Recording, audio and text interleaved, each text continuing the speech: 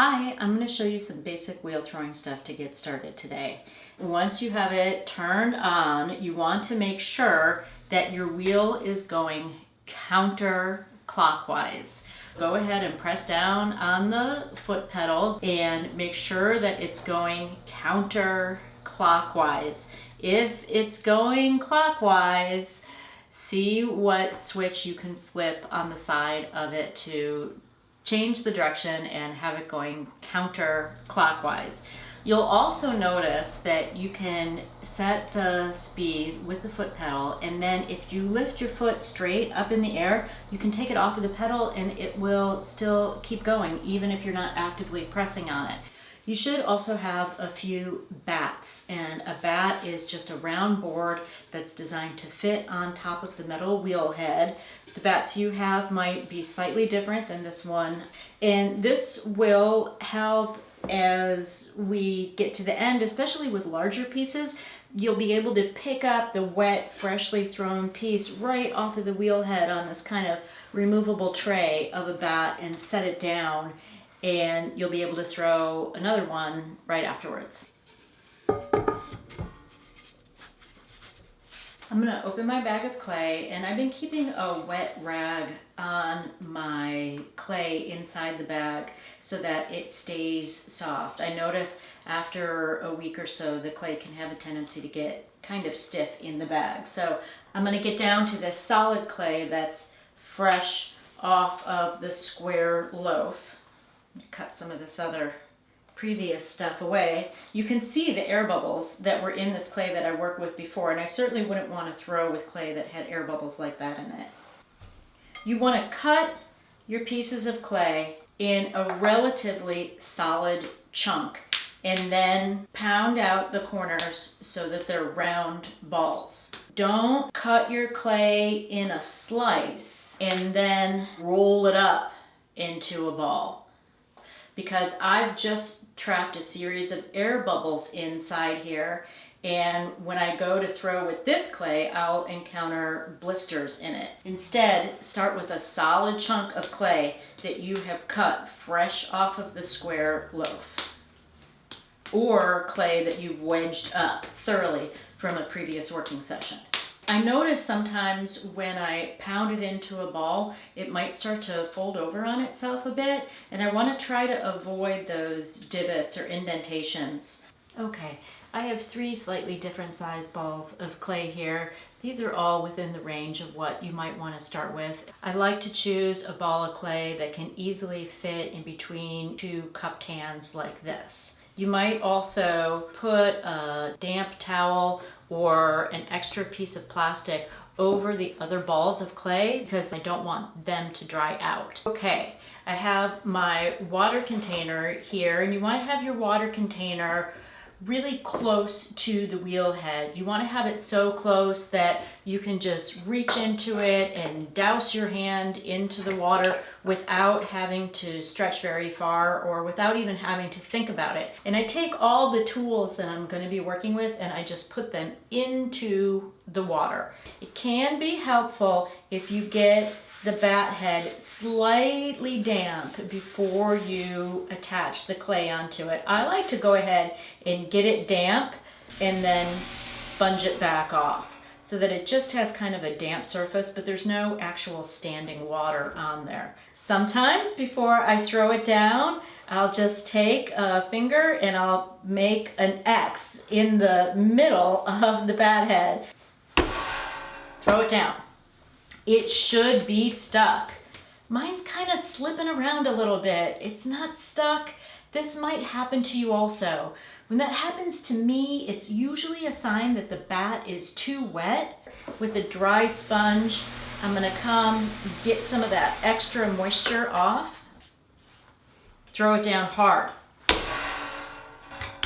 You need to make sure that the clay is stuck onto the wheel head in the middle. Now we're ready to start centering it. Centering the clay is going to bring this lump of clay into a perfect centrifugal alignment on the wheel head. I usually start centering with just what I call kind of a patty cake method. I'm going to have the wheel going extremely slow, barely moving at all. And with one hand on each side, I'm gonna just pat the clay into center. Try and make it as perfect as you can during this patty cake phase. I have my fingers all cupped and rounded around, and both hands are hitting it. You might notice while you're doing that you get a little bit of a spread, or what I call a toenail, down at the bottom of the piece. This is showing me, because I have a little bit more spread on this side as opposed to this side, it's showing me that it wasn't quite thrown down in the exact center of the wheel head. That's kind of an indication, actually, that I'm being effective. But what you also want to make sure is that you get down to the very bottom of your lump of clay. And so that every time I pat the clay, I'm actually slightly scraping the bat itself.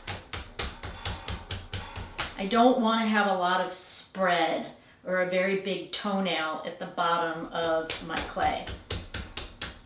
It's also really important that the very base of your mound of clay is centered. I'm talking about the very bottom inch. I spend a little bit of extra time with this bottom edge of my hand and make sure that the bottom inch of my mound of clay is on center. That bottom inch is the foundation of the whole piece, and that foundation has to be centered in order to make a pot with control. The shape of the mound of clay I'm going for here, I call a gumdrop shape. It just comes straight up in the air, but it's domed and rounded all the way around. And it's about the same height as width. It's a squat, contained little gumdrop shape. Once you've made it as perfect as you can in this patty cake method, it's time for the real centering to begin. The clay is going to be going pretty fast. I'm going to go ahead and get the clay slathered in water so that it glides in between my hands. And I'm going to keep my hands wet the entire time. The clay should be slipping and gliding through wet hands. Centering happens with a two-step process called coning up and pushing down. I'm gonna come up against the clay, press on the side, and when I do that, the clay is gonna rise up in the air. I'm gonna hold myself steady, come up in the air, and I'm gonna make this gumdrop kind of a taller cone shape. And then I'm gonna press it back down into the gumdrop shape. So there's two hand positions here.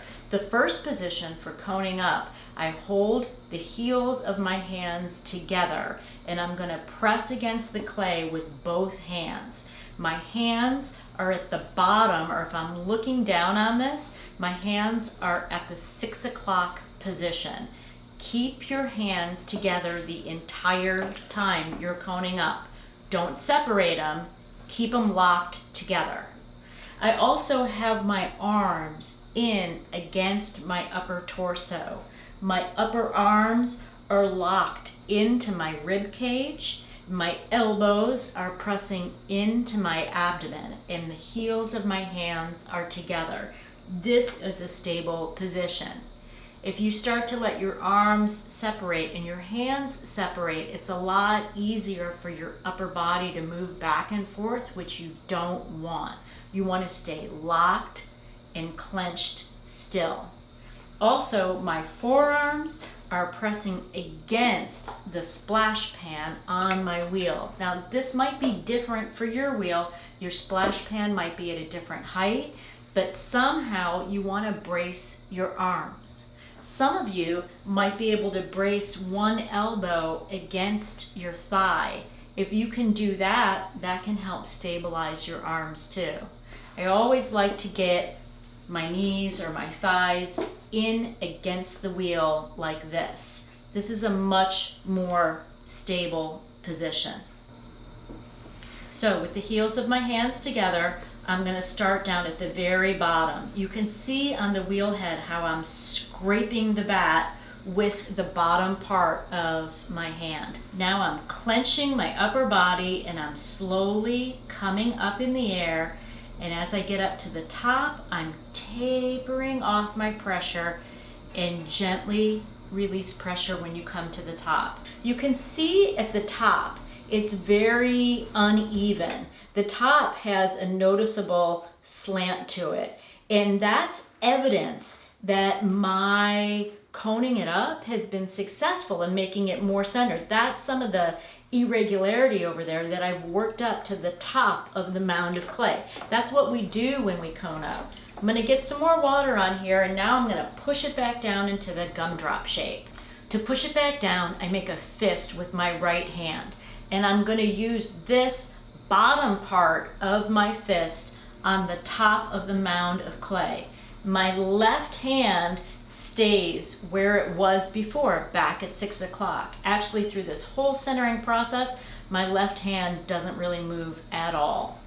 I'm just going to use the bottom part of the fist of my right hand on the top. I'm using this kind of pinky curl area at the bottom of my fist and stabilize myself. Make sure that I can press down without letting the irregularities bump me around. When I push down, my left hand is keeping the side of the clay mound centered. My right hand is exerting pressure down. You gently let go. Every time before you go to touch the clay, you want to dip your hand in water again and keep the whole clay surface slathered in water. It should be gliding through your hands the whole time. You don't want to encounter a dry spot that would drag on your skin at all. Make sure that you don't inadvertently make a hole in the top of your clay before it's centered. We want to make sure that it's centered first, and then we're going to go and start to open it up and shape it into a pot. If you make a hole too soon, you can kind of lock in some irregularities that you don't want to have be there. So if it starts to get a depression or a concave area in the center at all, I'm going to go ahead and push on the side and on the shoulder area, and I'm going to force it to rise up in the middle. You also want to watch out that you don't make it too narrow and skinny at the base. If it gets too skinny at the base, you can rip the whole thing off by mistake. And you wouldn't want to fold the clay over and trap air bubbles underneath it. Instead, you want the widest area of your mound of clay to be down on the bat head. So here, I'm going to press in on that middle area and down on the top, and I'm going to force the clay down back into this gumdrop shape. Sometimes from this position, you can do little micro moves with your two hands to change the shape a little bit. It's a good idea to keep your bat head clean the entire time you're throwing on the wheel. Now I'm going to use this square corner to come in and scrape the side bottom part of my mound of clay. And that's going to give me a really clean, square, centered foundation to my clay. With the wheel turning medium speed, I'm going to use my right thumb to make a depression in the middle. I'm going to start slowly and just let my right thumb kind of naturally come to the exact bullseye of my mound of clay. Here's one position where I might use it to brace at the wrist.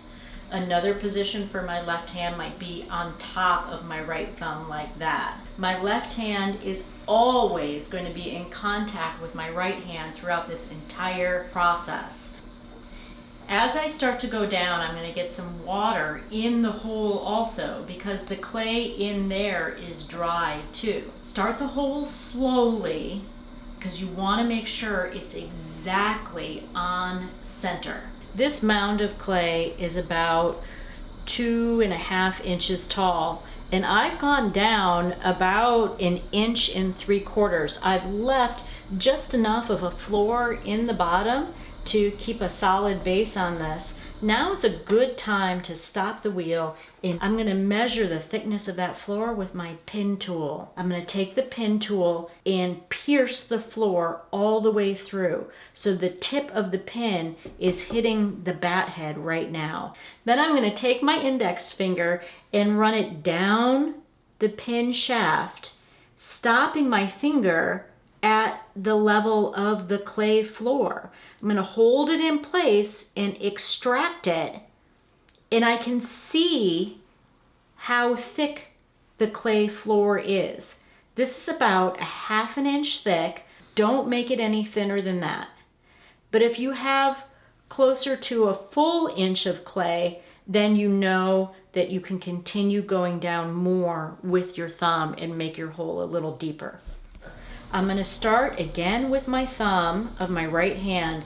My left hand is going to help hold that thumb steady. My arms are down, my elbows are in, my knees are up against the side of the splash pan. I'm going to move my thumb outward and upward in a curve shape. And this shape is going to be the inside of the bowl that I'm going to make. I'm bracing my thumb, and now on the inside, I'm pushing outward, and now I'm starting to come upward. As I get to the top, I'm going to gently, gently, gently let go. So I've opened it up somewhat. Now I'm going to do it a next step. Get some more water on there. I'm going to do this again with my right thumb, starting at the middle. I'm going to slowly extend the floor area, coming out to the side wall. I'm just going to kind of lean my thumb over. As I get to the top, I'm going to slowly, slowly, gently release pressure. You want to start to make sure, though, that you don't accumulate a puddle of water inside your piece. Down in the bottom, I'm going to use my sponge and sponge it out. So I want to keep water on the side wall, but not puddled in the bottom so much. That'll weaken your piece over time. Okay, third spread with my thumb, starting in the middle, coming across the floor, spreading open the floor, and coming out on the side wall. Gently, slowly release when you get to the top. We need to work the inside floor area of everything we make. If it's the bottom inside part of a cup, or imagine the inside part of a plate, we need to control the shape down in there and also give some compaction to the clay particles. This is called compressing the floor. And I'm just going to move slowly and steadily back and forth across the floor. Since this is a bowl, the inside of my floor is going to be rounded. So I'm moving my fingers in a curve as I go down towards the bullseye, and then curving back up on the side wall. You want to do this nice and slow and steady. Here I'm going to use the sponge on the inside. This can help disperse the pressure of your fingertips. It can make it more smooth on the inside, but the goal is the same: to compress the inside floor area, to tighten the clay in that part of the piece, and to set the shape on the bottom inside part of your pot. You want to go back and forth and compress the floor about 12 times. Now I'm going to use my right hand on the outside of the piece, my left hand on the inside of the piece. And notice how my left thumb is forming a bridge from my inside to my outside hand. This is going to help my two hands stay locked together and steady.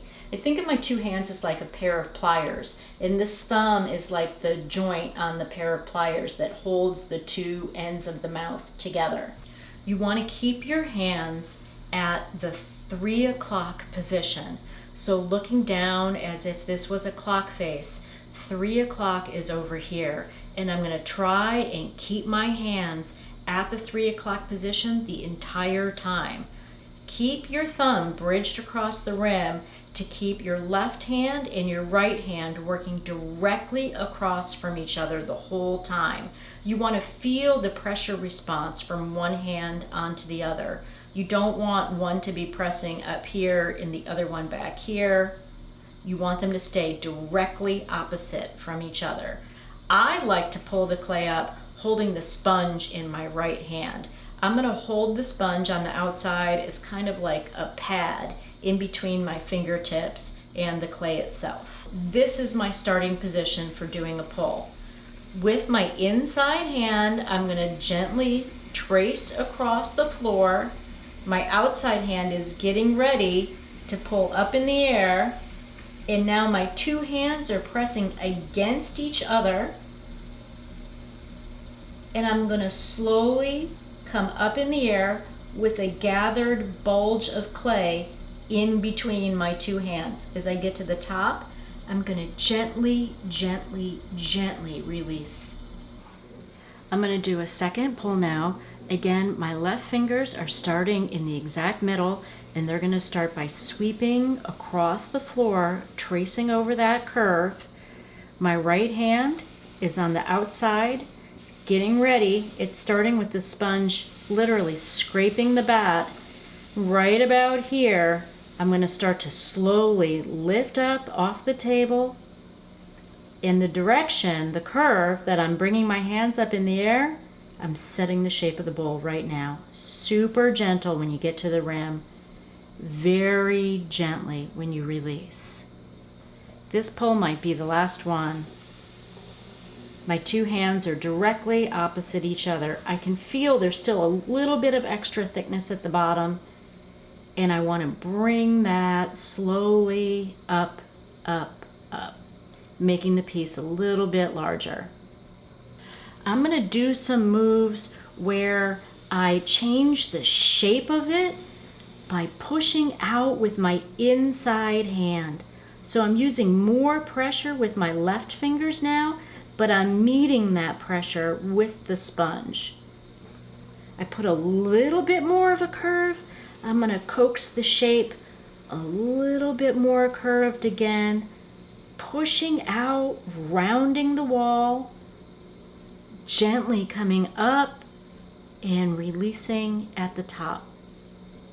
So the direction that I move my hands as I come up in the air is literally setting the shape of the piece. There's still some sharp edges on it right here, and it just doesn't have the kind of finish to it that I want. I have my left arm up against my rib cage, and my thumb and forefinger are just holding that edge steady, and it's also acting as a guide for my right fingers to come down and apply the most gentle, delicate pressure on the rim. You'll find with wet fingertips that you can create your own particular finish on the top.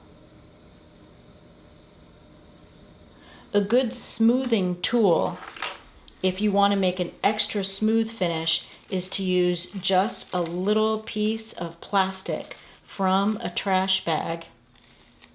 I have this plastic and it's wet, and I have kind of a folded edge of it. I'm cupping the plastic over and gently pressing down, and that can give a real nice, smooth, rounded, almost a gleaming, polished finish on the top of your piece. I want to make sure also that there's no extra splayed out clay at the bottom.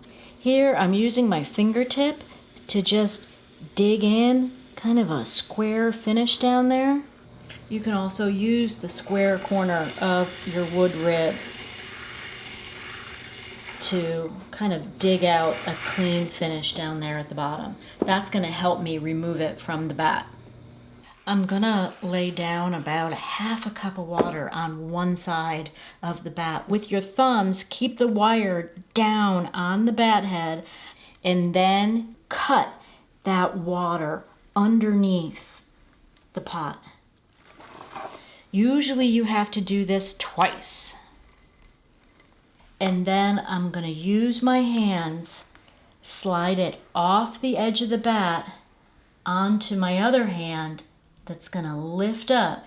If it distorts right now a little bit, that's okay. As soon as I set it down, it will come back to round. I have my board all ready.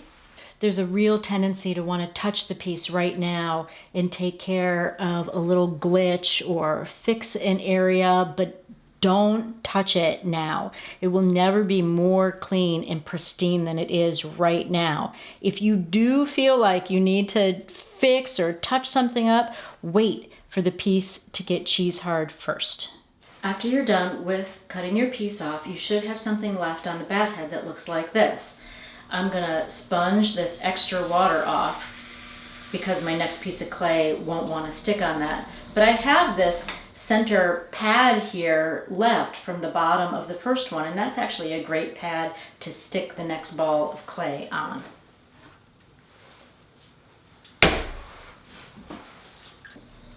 There's a tendency for people centering the first time when coning up to bring their hands up too fast. If you come up too fast, you might put a big corkscrew in your piece like that, and this is no way to center the clay.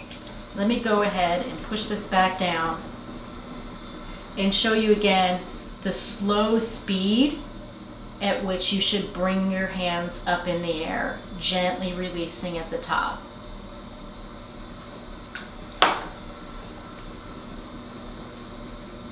In fact, sometimes when I'm coning up, I'll force myself to count very slow seconds as I come up like this. 4, 3, 2, 1. Gently release. To force myself to go slowly so that I don't corkscrew it. Some people coming up will also use too much pressure and maybe get a thin spot like that. If I make it too thin right there, I can rip part of it off. Ripping part of it off can also happen more if the clay gets dry in an area. Again, you want to keep it wet. And if I notice I'm starting to get a thin spot, I'm going to push it back into the original mound. Try and keep your clay shaped like a gumdrop or like an igloo, all contained, rounded all the way around. Keep it wet the whole time. If it helps you to center it on the base, bring your sponge into the foundation, scraping the bat head, and get that bottom inch locked, centered. When making the hole, it's important to stay in the exact center with your thumb. Sometimes if you go off center, or here I'm not even at the middle at all, I'm kind of off a bit, the hole can start to get kind of funky down in there, and that's going to throw my whole piece off as I go forward. So just slow down when you're making the hole. Get some water in there. Use your left hand to help brace your right hand. Support yourself and try and go down in the exact center.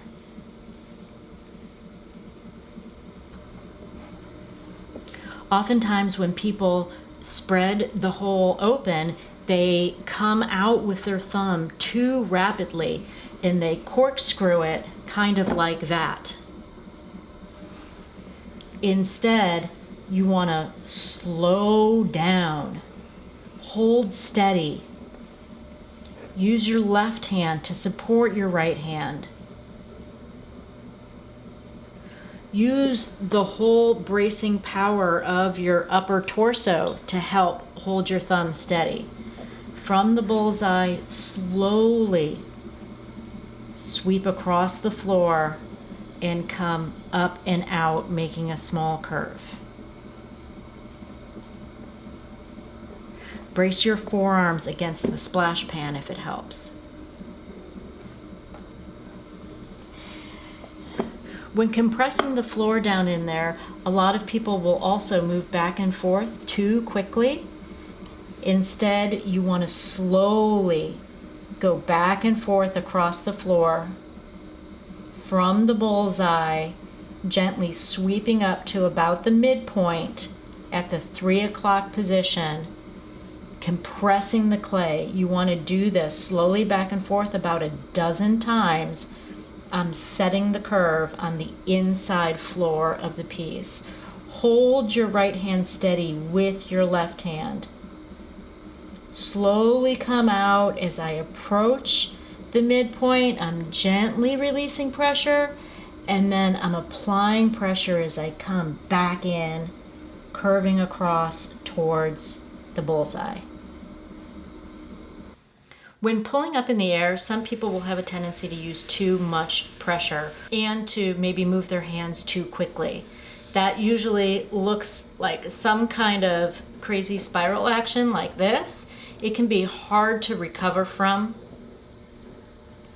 Try and come up in the air more slowly and gradually.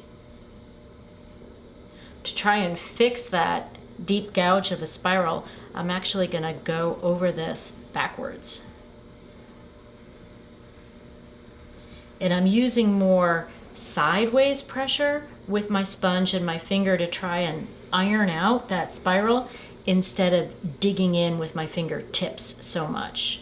So here's a piece that's getting a little out of control. There's some kind of deep gouge-like spirals in it. The top is even getting uneven. I'm going to go back over it and try and even that stuff out. I can see here on the side it's kind of bulging out as it comes around every time. I'm just going to hold my fingers steady. Just a little bit up and down and try and even some of that out. If I come out too wide here, the piece is going to want to collapse. I'll do it one more time so you can see that starting to happen. You can see that this bowl is going to want to collapse down on itself now. Don't go too wide too quickly with your rim. I want to have some kind of opening with this piece, but I want to keep it also somewhat upright. I'm going to use more pressure with my outside hand and lift that up. So this piece now seems like it wants to collapse kind of in this middle section. I can tell that it's really weak and thin there. It's kind of uneven at the rim. I'm gonna cut some of it off and try and salvage the more stable part below. This is a good move to learn for taking care of an uneven rim at any point in the process. I'm going to hold my hands at the 3 o'clock position with the pin tool in my right hand. I'm going to slowly embed this pin through the clay wall, holding steady, and I'm going to trim a level ring off of the top. This is a good time to set the speed with the foot pedal and then take your foot off the pedal so that you can brace yourself and hold more steady. I'm just going to draw a little circle. You want to cut down about a ½ inch below the top. I'm cutting the pin into the clay wall, and once I feel it on my inside finger make a complete circuit, then I can lift this ring up in the air. And I'm left with a level edge underneath. Let's do that one more time. Start with your pin tool about a ½ inch down from the rim. Get a good solid grip on it and put your left finger on the inside directly opposite from where that pin is going to come through. Go in slowly. Hold steady. Wait till you feel the pin through all the way around, and then you can pull that uneven ring off of your piece. It's a good idea to occasionally take a piece and just turn it into a sacrificial practice piece where you can come and maybe practice this cutting technique a few times. This is the first time you try and cut a ribbon off the top, it probably won't go very smoothly for you. But after 3 or 4 times, you'll get the hang of it. It can be a really good idea to occasionally cut your pieces in half and look at the cross section. This is kind of like doing an autopsy of your work. It can really help you diagnose issues that you might be having. With this piece, I can tell that it's off center. It's higher on one side than on the other side. And that's an indicator that there's more clay on one side than on the other side.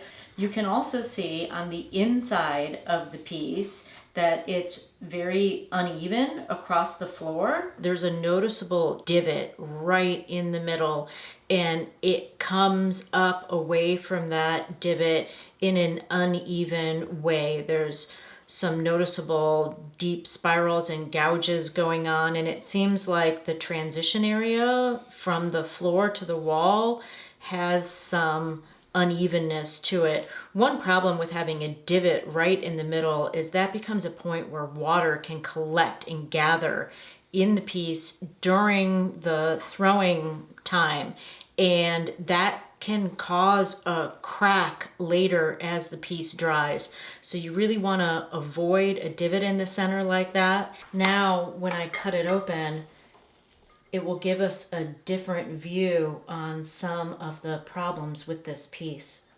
So you can see here this divot right in the middle, and you can see some of the unevenness of the floor coming up. You can also tell that it has a very thin rim and a very thick bottom. I feel like with this piece, I didn't spread it open wide enough across the floor, and I could have pulled a lot more of this clay up. I would try to throw a piece that has a more even cross section like this. I will trim some of it off later, but all of this solid clay here on the outside also could have been pulled up to the top, resulting in a much larger piece. Here's a bowl that's more centered that I'm going to cut in half to look at the cross section. You can see on the inside of this one that the floor comes up into the wall more evenly, and there's not as much a difference in thickness from the bottom to the top. There's still some here that I will trim off to finish the piece, but having just that small amount extra is standard, and the rim is not as thin on this one. So if you have a piece that's getting kind of messed up, it could be a good idea to cut it in half, assess the situation, and then you can wedge this clay back up and make another better piece with it. If you're cutting a piece in half that's a little more stiff, this clay is firm enough now that I would need to slake it down in water and recycle it in order to make a new piece with it. But cutting your pieces in half is a really good way to improve your work moving forward. I have 2 bowls on here now. I'm going to leave these uncovered for a few hours to firm up naturally on their own so that the plastic I wrap them with doesn't mess up the thin, fragile walls. I want them to get to the cheese hard state so I can flip them upside down and finish the bottoms. I'm probably not going to have time to do that today, so I'm going to wrap them in plastic, but not for a few hours. I want them to set up just a little bit first. I'm going to gather up all of this soft, mushy, but still semi-solid clay, and I'm going to wrap this in plastic so that I can wedge it at the start of my next working session.